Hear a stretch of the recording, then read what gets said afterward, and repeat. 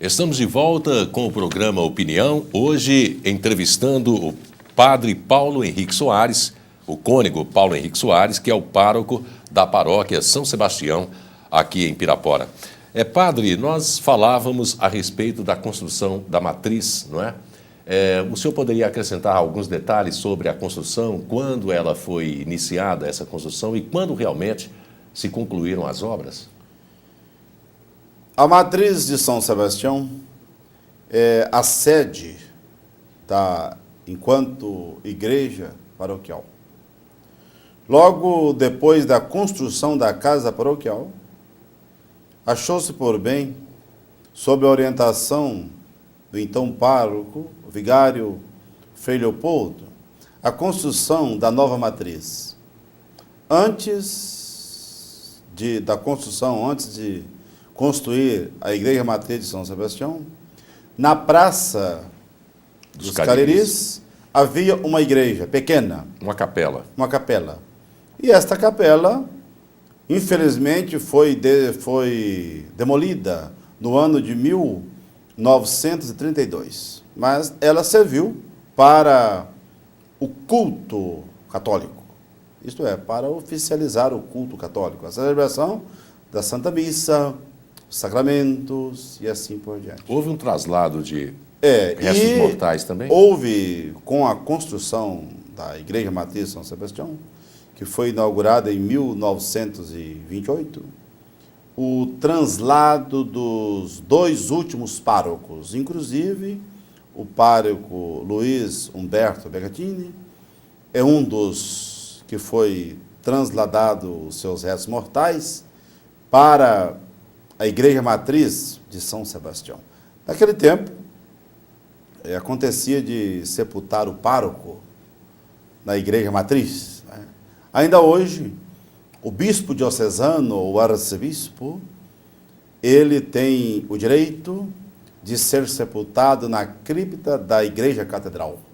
E no passado, o pároco também, às vezes, acontecia de ser sepultado na Igreja Paroquial, uma vez que aqui a sede havia sido transferida para Pirapora.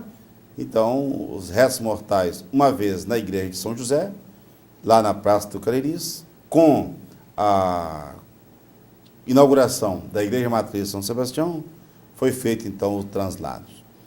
Os frades menores, sobretudo olhando o primeiro pároco, o primeiro vigário, o Frei Leopoldo, ele trabalhou muito, juntamente com o povo da cidade, é claro, para construir a Igreja Matriz. E hoje nós somos em Pirapora 3 paróquias. A paróquia São Sebastião, a primeira, depois Nossa Senhora de Fátima e Sagrado Coração de Jesus.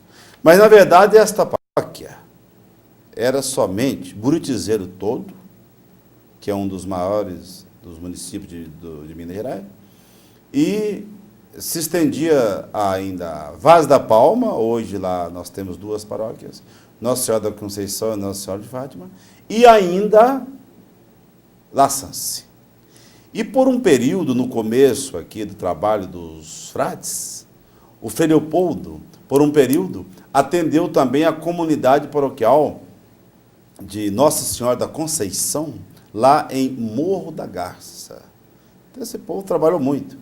É claro que não havia todo o povo que nós temos hoje. As cidades eram menores, as comunidades eram menores, mas... O catolicismo era unânime? Unânime, quase que unânime, e depois ainda devemos levar em conta as distâncias, sem um meio de locomoção como temos hoje.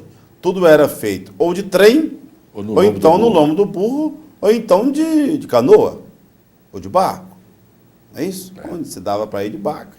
Se ia de barco, ou de canoa, ou então trem, ou então no lombo do burro ou a cavalo. Então esse pessoal trabalhou e muito.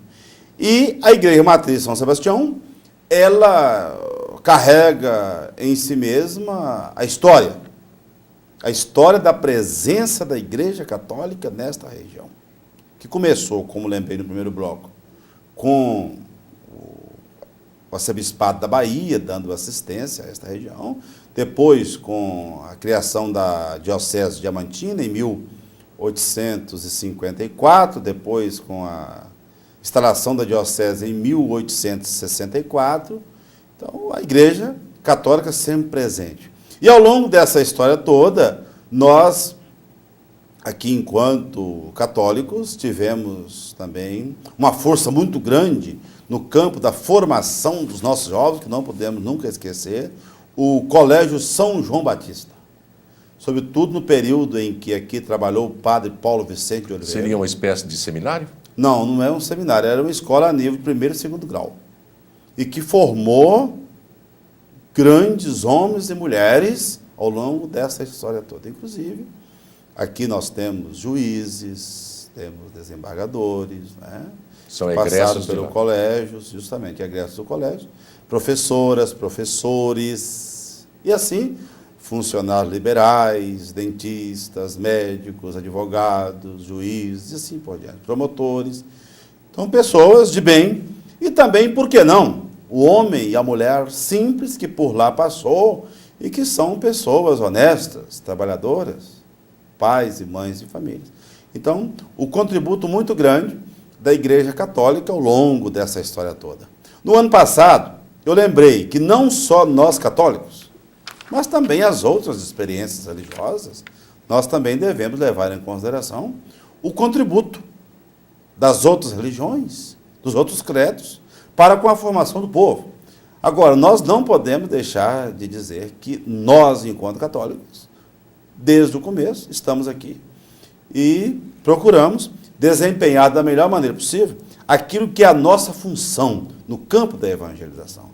Porque quando o senhor me perguntou sobre a construção da igreja, para nós é importante termos um templo edificado há quase 100 anos, mas mais importante ainda do que o templo, enquanto a casa, que é bonita, que agora nós estamos no processo de restauração da parte externa, e se Deus quiser, ao longo do ano, queremos restaurar também a parte interna da Igreja Matriz, assim como estamos também fazendo a restauração da casa paroquial, não para termos uma casa luxuosa, mas para valorizarmos aquilo que foi feito há quase 100 anos, aquilo que foi construído com o suor do nosso povo há quase 100 anos.